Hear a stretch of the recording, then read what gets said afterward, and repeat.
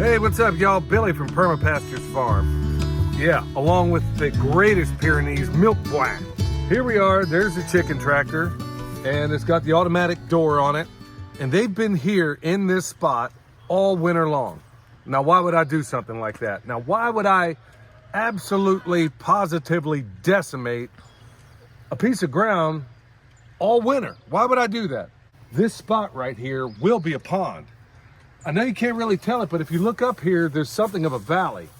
If you go look up the hill, you can see where there's a hill over there, hill by where the house is, and of course there's a bunch of rubbish in between there. All that water collects, obviously comes down here. Now this very spot will be a pond, and then on down, we'll probably have some swales kicking off here. I'm not sure exactly, but further down we'll have another pond, and then further down we'll have another pond, all situated in some of these low-lying areas. Strategically, if I'm gonna burn up a place, or if I'm gonna make it where it's unusable, I could have put them in a barn, I could have put them in the greenhouse, I could have done a lot of different things. But I put them right here where they could at least have some, pretty awesome sunshine. Honestly, it's a place that is going to be destroyed anyway as soon as the earth movers get in here and make this pond. So that tree will go away, and this will be something I've been wanting to do for a long time. So I gotta first explain that. Now, here we are in spring. You probably can't tell it with the jacket I'm wearing right now because it got a little bit freezing last night. Anyway, the sheep are right over here. Probably can't see them with the sunlight right now, but they're over there. They're basically 3 to 4 days ahead. Now it's time for these guys to do the chickenness of the chicken, and this is what they love. Folks, this is what I love. So now all we're gonna do, they're basically 3 days behind those sheep, and what they're designed to do, they're gonna cleanse the area to some extent, okay? The sheep left their droppings out here, and of course there's plenty of bugs out, which they love, don't they, milk boy? So they love those bugs, and they're gonna break up that parasite cycle by eating all the stuff that's in the dung of the sheep or cows or whatever ruminant you have out there.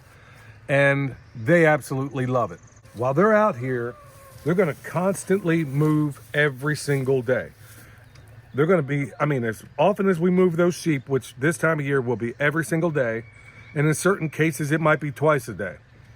These guys are gonna move every single time these guys move, so they'll always be 3 days behind, breaking up that parasite cycle. And of course, they're gonna be out here doing the things that chickens love to do.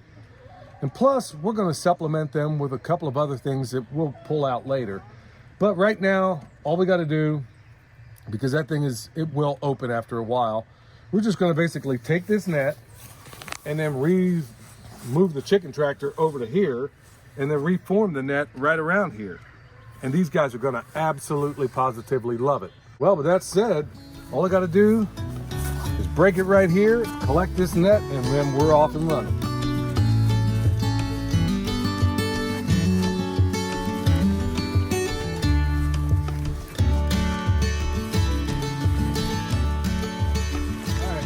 Got the fence up, now it's time to move these guys, but there's one design modification I wanted to show everybody on this, because people often wonder, man, how on earth do you get a chicken tractor to stick in terrain like this? Well, on the front of the feet, you see these little spikes? I put metal spikes on the bottoms of each leg, and this thing is like that Thundercat mobile, where it kind of claws into the landscape when you put it out there, and then to top it off, just to ensure everything is cool, I've got a couple of little, I don't know, you can call them outriggers, I suppose, or nothing more than tent spikes that are on the handle. So those go in the ground, and these spike in afterward. Kind of keeps everything stuck to the ground. Even in that hurricane, this thing didn't budge a bit. Now I'm just gonna pick it up, move it to the new spot.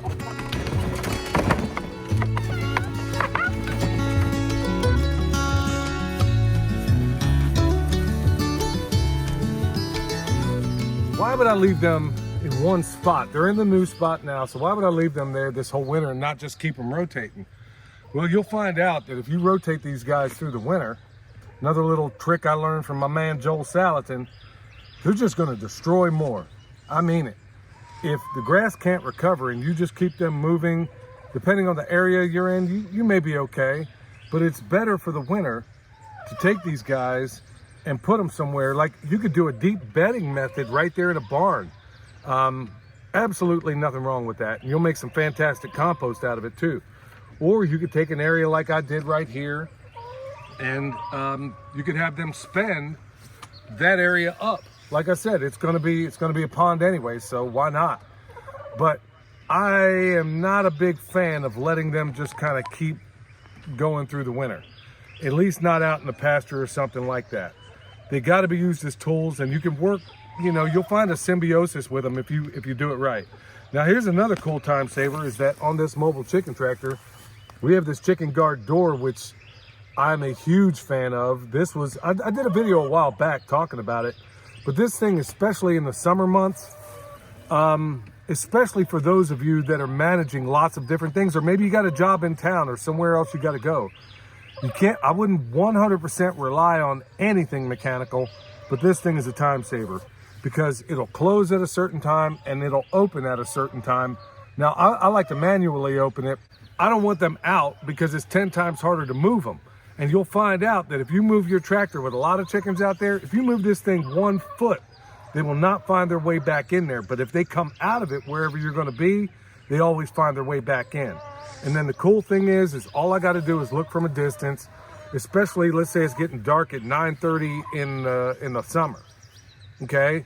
And let's say it's very hot out and you're wore out and you've already done a bunch of things. All I got to do is you can look out with your binoculars, whatever the case may be, find out whether or not the door's shut.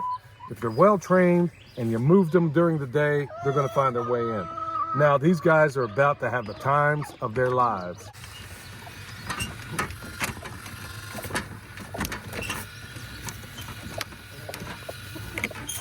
These guys are off and running. Here before too long, I'm trying to weigh out whether or not I want to go ahead and incubate eggs out of these guys, because that's what I've been doing. I can't even tell you what any of these breeds are because, you know, there's a little bit of Australorp, there's a little bit of Rhode Island Red, there's a little bit of this, a little bit of that. These were basically ones that we hatched out here at the house, and there's absolutely nothing wrong with that. And you'll find out subsequent generations will be even better adapted to your place. But I'm still kind of weighing out some experiments that I want to do concerning the chicken tractor on steroids, but that's another video altogether. But here's what I need you to know. Right now, the sheep have already been through. Their poop is out here everywhere, and it's further up the mountain as well. But I want them down here because there's bare spots up here that I don't want these guys disturbing, so I'm going to keep them off of that. And the reason why, excuse me, I put some hay down up here to cover some of those bare spots, and chickens being what they are, they'll kick it out of the way, so I don't want them messing with that. All right, hopefully that was a blessing to you. If you need anything from us, go check out the website. Until next time, stay alert, stay alive.